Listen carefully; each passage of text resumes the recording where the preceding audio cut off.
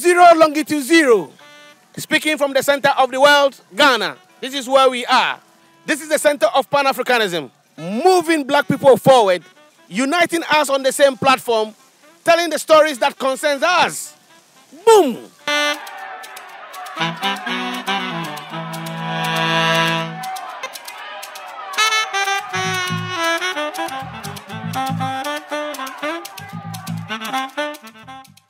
Zo TV Talking Points. Do not change the dial.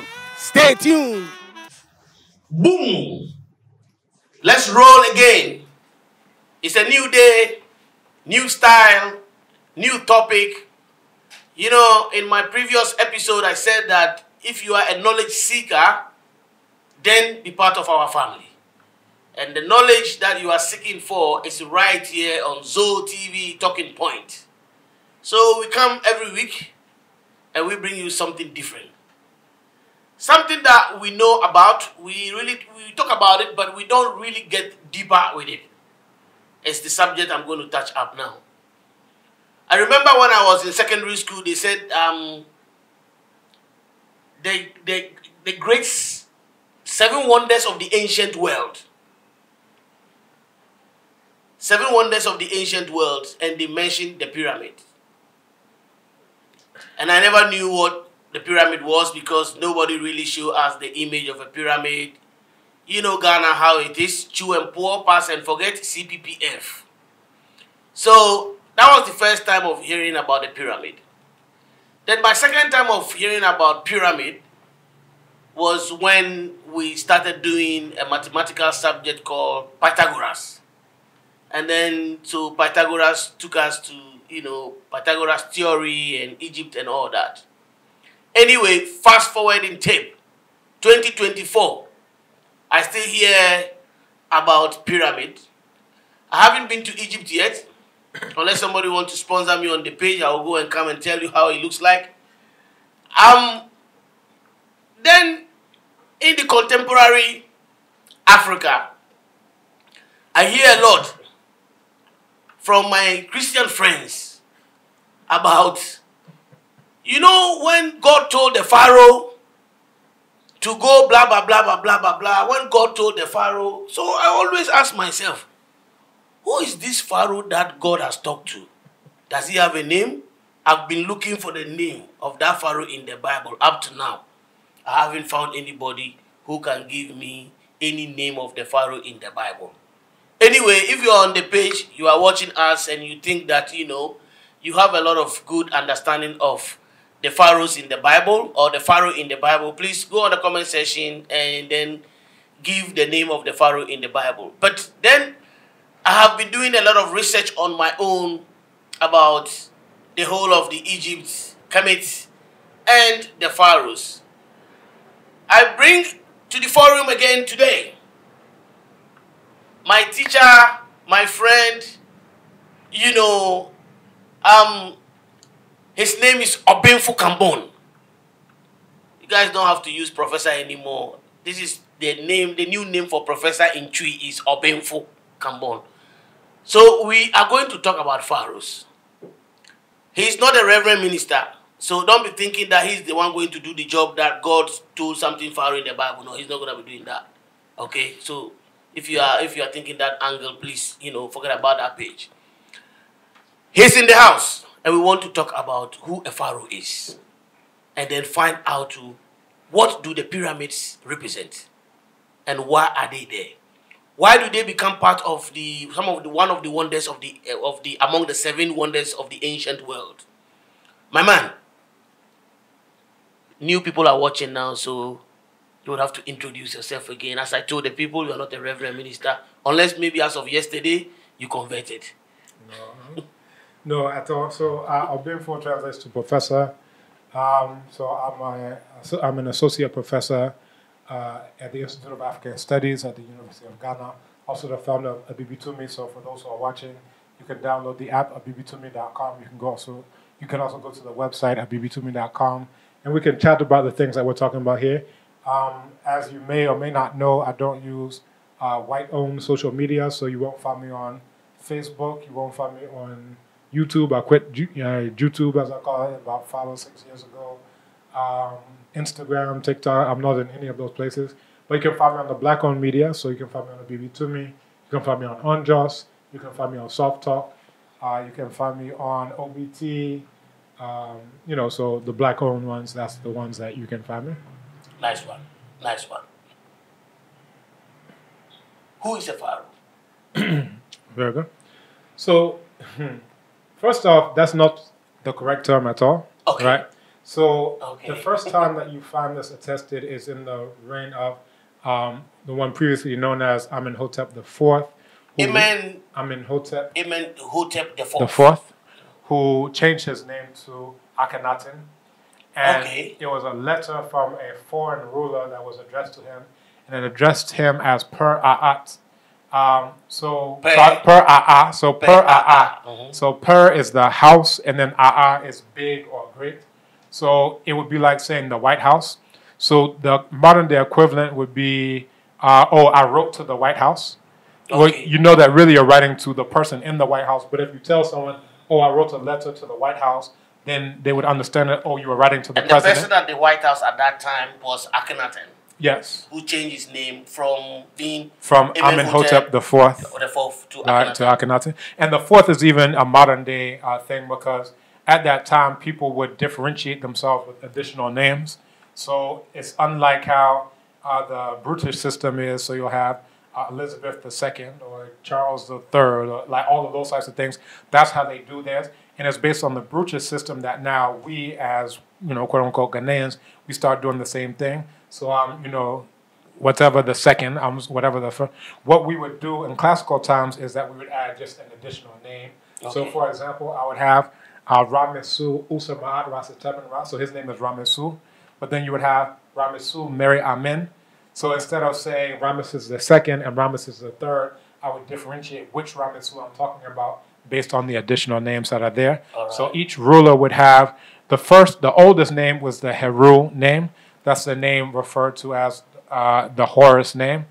And the idea is that each ruler is a reincarnation of Heru, represented by the falcon. Each ruler is a reincarnation of Heru. Okay. So the proper title of any ruler would be Heru. So the first ruler of Kemet would be Heru Narmer, and that's actually how it's written. So you'll see his name, and then you'll see the falcon on the top of the serech, and then you'll see inside the serech.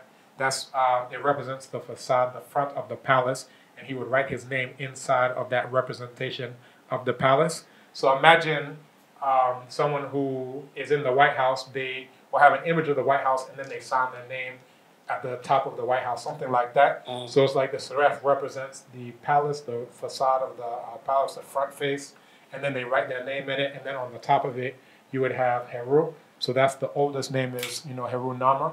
You have other names such as the Nebti names, and this is the names of what they refer to as the two ladies, one represented by a vulture, the other one represented by a cobra. Okay. So each ruler would also have that type of name.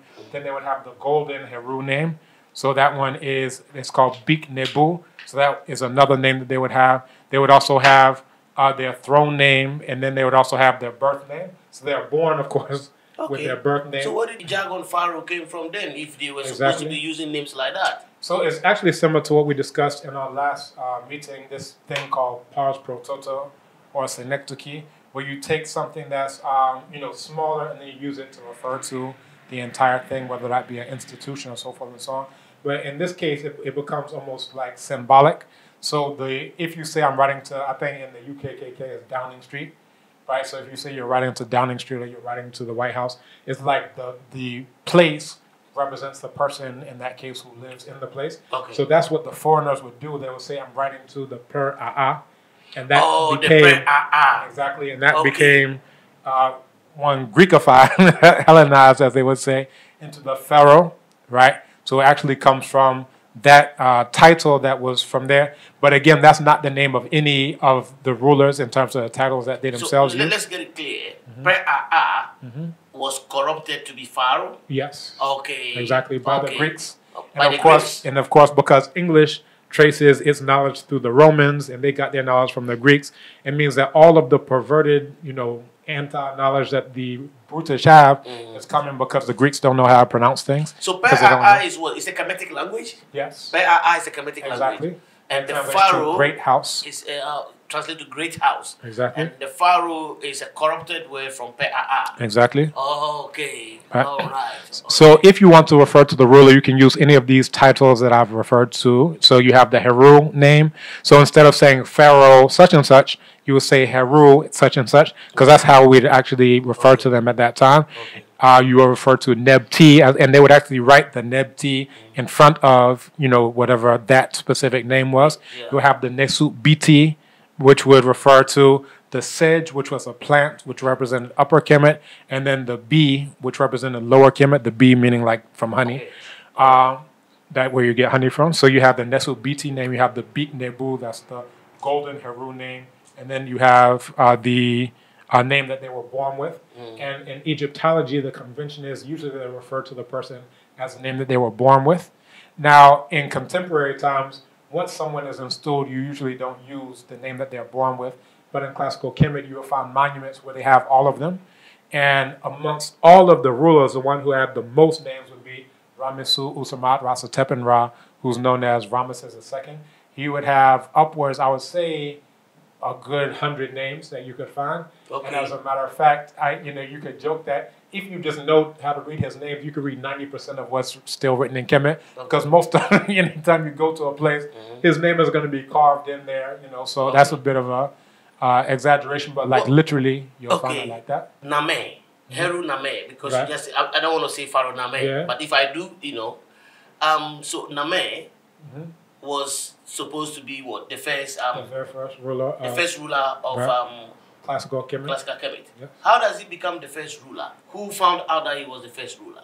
So there is a bit of debate because you have other rulers who are around the same time, but the major theory of why he's the first ruler is because of what I mentioned the last time we met, the Narmer palette, because it shows him with the crown of Upper Kemet on one side, it shows him with the crown of Lower Kemet. Okay. So it's like, how would you have the authority to have both crowns? Okay. So the ruler, before that, you have the rulers of Lower Kemet, they have their crown, the ruler of Upper Kemet, they have their crown, but now when you have the two combined, it gives you a sense of, well, now here's someone with authority to wear this crown and to also wear that crown, that now after that you see combined into one single crown. Okay. And that's the idea of unification. Now, with the Narmer palette, I think I mentioned this before, is that you have Narmer who's victorious over the ruler of Lower Kemet. So he's coming from Upper Kemet, that's in the south, right? And then the rulers in Lower Kemet. Now, what's interesting when you look at the Narmer palette, and I would say that those who are watching should, look it up. You can find a very high-resolution version of it, that you'll find that Narmer and all of those who are with Narmer, that they're depicted as having afros. One is... so sorry, you call him Norma. Norma. Norma. So Norma. It's not Name. Well, you can pronounce it that way, but this I is... just wanted to find out the right pronunciation. Yeah. So these are like conventions because, again, the vowels aren't represented. So to be able to say, oh, it was said with this tone, because it could be na mer or it could be na mer, but the tones weren't written. If it was written in Yoruba, Yoruba marks the tones. So yeah, that it's just convention that people are saying normal because all you have is the the and then the and then the So it could have been normal. So you have and then you have the right? And that's like you'll have this aleph. So you have these what do you call this? Clado stops. You have these things that are represented in the transliteration. So you have the you have the and then you have the you have the and then the Okay. So nar is referring to the catfish, and then mer is written with a chisel, and it refers to the striking catfish. Okay. So that's what he was referred to as. Okay. Now, why would he refer to himself as a catfish? Now, if you look at black people to this day, there's symbology behind the use of the catfish, because you have the catfish that is both in the water, but then it can also surface, and it can be at the top, in the air. So the idea is here's someone who's a ruler of both the sky and the water, everywhere. Okay. And you'll find that similar type of thing. There's this ivory pendant that you will find from Benin that was taken, and it became like the mask that was used for, I think it was Fespaco some years ago. And at the top, Queen Idia. And at the top, you'll see images of one Portuguese. Then you'll find images, and you have several of these, types of masks that were made around the same time. But on some of them are images of catfish. On some of them are images of Portuguese. But with the catfish is a similar type of idea of here is an entity that rules both the water, but then it can also surface and rule the air. And to be a striking catfish that they are able to, strike in that, type of way, so you will see that. So was Name a black man? Yes, definitely. And you got, yes. Okay. And you can actually see him. He actually looks a bit like you in terms of the nose. Yeah, man. His nose looks a bit like your nose. Yeah, contemporary Kemet, you, new Pharaoh Name in Ghana. Yeah, man. Pharaoh Name in Ghana. So when you look at him, I always joke. I say he looks like a young Mike Tyson because like the way you see, it's like Mike Tyson didn't have much of a neck, but he seemed like strong, stocky. And you'll see him on the normal palette. You'll see him, a bit stocky like that. So yeah, again, this is, Heru Namer. Okay. So when you look at it, you'll see all of those who are victorious. Those are on Namer's side. That they all have afros, except for the one who has locks, and the ones who he's defeating. They're all depicted as having stringy hair and then also stringy beards. So it's a clear distinction between how the black people are depicted and then those who have stringy hair are depicted. So this brings up the question of, all right, well, is it actually depicting unification, or is it showing the decimation of the stringy-haired folks who had gotten into Lower Kemet at that point in time? And actually, I'm dealing with that in terms of the iconography in the book that I'm, dealing with. All right. What's the relationship between the pyramid and the pharaohs? Let me just use the word Pharaoh for just the sake of our audience. You can use the term Nesubiti.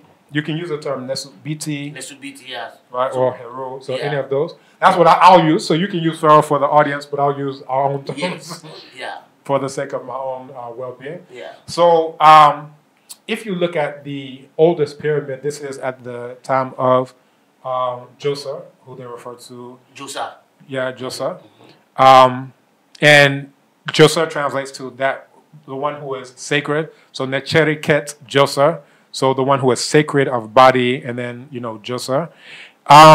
So with this, you had commissioning by Nana Imhotep, and I'm using the term Nana out of respect for an ancestor. Imhotep, yeah. Yes. So he's known as the first multi-genius in the history of the world, in the sense that he was not only what they call a vizier, that's like a prime minister, but then he also was known as an illustrious master of medicine, also an illustrious master of mathematics, to various fields, from statecraft to all of these other things. Yeah. But then also architecture.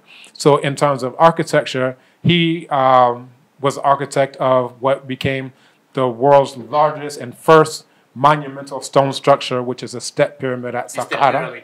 The step pyramid at Saqqara. And you can still, go there and see it. Actually, when I was there, they were trying to do some types of renovations on it.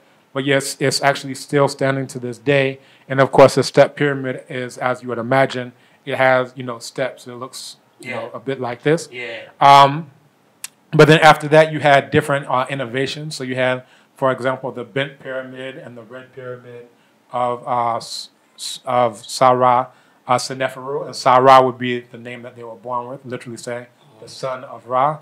You have, other pyramids like the pyramid of Wenis, which is the one that's renowned for having the oldest carvings of the pyramid text. The pyramid text eventually became, the book of coming forth by day, the book of vindication. All of those were plagiarized later on in the Bible in terms of the ideas of death and resurrection of the Savior, immaculate conception, like all of those things you find dating all the way back to the pyramid text. So, that's significant. So you have So every pyramid has a meaning to it. Yeah. It's not like, because I wanted to know the relationship between the Heru and the pyramid. Because I thought that was their dwelling place, like the house of the chief. So I thought that, okay, so the pyramid will be the place where, the Pharaoh will assemble his people and sit down and all do that. But from where you're coming from, each pyramid has its own meaning. So even the name pyramid is coming from Greek, so it's referring to like a mound of fire. You say pyrotechnic, like all of that's referring to fire. But that's basically coming from the original word mir, which is referring to what we now refer to as a pyramid, and then khut, which is referring to fire, like a mound of fire. And then each individual ruler would name the quote-unquote pyramid, a specific name. So each one has its own name. Now, to come back to the point, when you read the pyramid text, and I've actually read the pyramid text from beginning to end, the first one of Wanis, and then the other ones, you find that they are basically replicas of that one, but one with the name of the ruler changed, and then some of them have like some slight addendums. Let's hold our thought here just for the audience. What is pyramid text? Because I only know to the pyramid. I don't know about the pyramids. What is the pyramid text? So the pyramid texts are a set of carvings that are inside of the pyramid that give instructions to the ruler for the afterlife. And exactly. Okay. Now the pyramid text, like when you actually go and read them, what you'll find is that they're giving instructions for the ruler to go and become one of the imperishable stars. And I look at it as like the world's first and largest science experiment, because the theory that they were operating on was that you have certain stars that are, at the North Pole, right, in the northern hemisphere. So you have other stars that are, closer to the equator, that over the course of the year, you'll see them rise and you'll see them set. You'll see them rise and you'll see them set. But there are certain stars that never set, right, because they're at the North Pole, they're not close to the equator. So you can always look to the north and see them in the night sky. And the idea is that these are the imperishable stars, they never die. Okay. So because we know that the stars have an impact on our lives, let's send our ruler to go be one of those stars. Okay. So the same way that the ruler looked, after us in life, he's now going to go and join those stars. Okay. And you can actually, outside of the pyramid of Khufu, they have a boat. Yeah. Khufu. Yeah. It's the sound Khufu, like you have in Ghana, that people now say Ghana because they don't have that sound anymore, but those of us who have that sound, Khufu. And it's literally saying, he protects me is what the name translates to. So now when you look at this, quote-unquote pyramid of Khufu, outside of it is this solar boat. And this was supposed to be the boat that he rides in order to go off to these imperishable stars. Okay. And, in them, it says that, this you'll never die. You'll go and join and be one with these imperishable stars. Now, you'll find that these Meru, I'm going to use the indigenous term Meru for quote-unquote pyramids, that you have rulers who are building them, and they're inscribing these pyramid texts inside of them. So you have that of Pepi, Teti, Pepi II, and so forth. So that means that almost every pyramid over there has a pyramid text in it. That's what I was just about to come to. Okay. That at a certain point in time, they stopped inscribing them inside of the pyramids themselves, inside of the Meru themselves, and then they started to inscribe them inside of the coffins. So from the pyramid text, you have after that what's referred to as the coffin text, where there's nothing written inside the pyramid, inside of the Mer. So if you go to the quote-unquote Great Pyramid, that of Khufu, there's nothing written inside of it, right? The older ones, that of Wenis, that of Sarah Wenis, Sarah Pepi, Sarah Teti, that all of them have text written inside of them. Nimtium Saf, all of them have text written inside of them, but the later ones, they stop doing it inside of them, and they start inscribing them in the coffins, and it goes from the original one where it's just done for the ruler inside of the Meru to now it's done for also high-ranking aristocrats, so those who can afford to have it written, and it's similar instructions, right, because it's based on the original instructions that were for the ruler to go and join the imperishable stars, to now is so that other people can also do the same thing. So then you have the coffin text, and then at a later period, that's where you have the book of coming forth by day, what in English they now refer to as a quote-unquote book of the dead. But the original term was Peret M. Heru, which is coming forth by day. Peret M. Heru. Right. Zo TV Talking Points. Do not change the dial. Stay tuned.